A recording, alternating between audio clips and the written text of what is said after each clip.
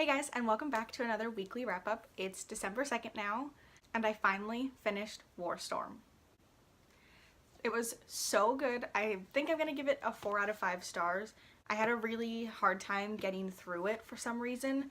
I don't know if it was just because I wasn't ready for the series to be over yet, but I literally have only had 100 pages to get through this entire week, and up until just like a day or two ago, I didn't want to read it. I don't know what it was.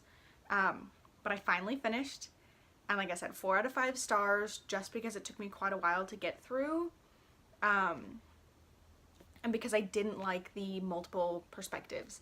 I didn't really care for any of the chapters where Iris was narrating.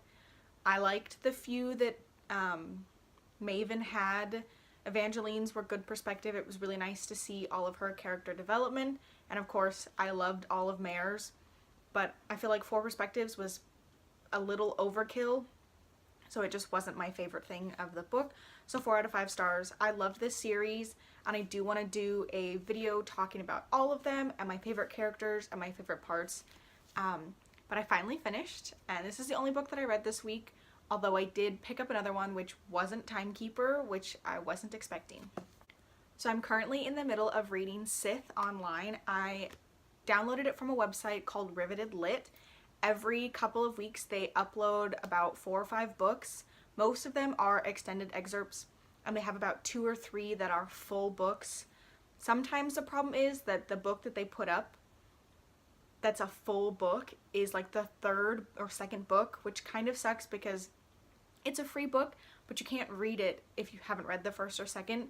So this one is the 1st book. I don't actually know if there's more, but it's really, really good. It's about a world on Earth that has completely mastered everything. There's no more poverty, there's no more famine, there's no more inequality, there's no more death either. They have reached peak healing, so if you have any sort of disease, if you break anything, if you're starting to age, you can just go to this healing center and they fix you right up.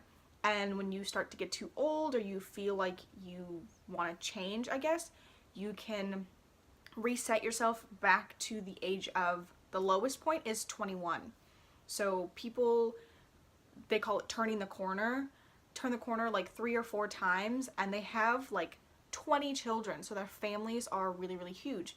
And they're controlled by this thing called the Thunderhead, which now technically we call it the Cloud, and it's like a hugely advanced version of the Cloud called the Thunderhead that has knowledge of everything. So it's gotten rid of governments, there's no more war, it completely controls everything. So it created the Scythedom. It chose a few people in the beginning to glean humans, to keep the population rate down, but the Earth is growing at such a rapid rate that they're needing to bring on more people. So the Scythe that we are first introduced to picks 2 apprentices, which is kind of unheard of. Normally you just pick 1, and neither one of them wants to do it, and so you're following their journey through like becoming apprentices and learning all about weapons and poisons. And I really like this Scythe's method, which sounds weird, of killing people or gleaning people. It's not considered murder, it's just how things are, and he uses statistics from our time. So he says like, oh, on average, I don't know, 5 out of every 1,000, he says like 2% of all high school students die in a car crash because of drinking. So he looks for people that fit that profile, who have just got a new car, who drink, who have high school age, and that's the way that he chooses to glean, which I think is interesting. I feel like it helps him to not feel so bad about the people that he's choosing to glean, because it's just based off statistics. It's a fact, it would have happened before anyways, so that's how he does it. And the 2 main characters, Citra and Rowan, are really great characters. I think they have strong qualities, and I'm just excited to see how the story progresses. I'm already 273 pages into 453.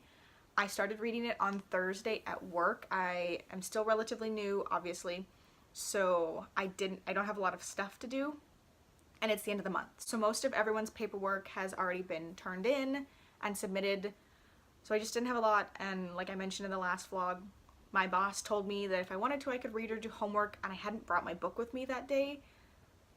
And I had brought it with me every single day of the week other than that day. So I just went on to Riveted. I had started this book, but I only got a few pages in, and I was just like not really I was just not really feeling it, and I didn't want to like take my attention away from Warstorm.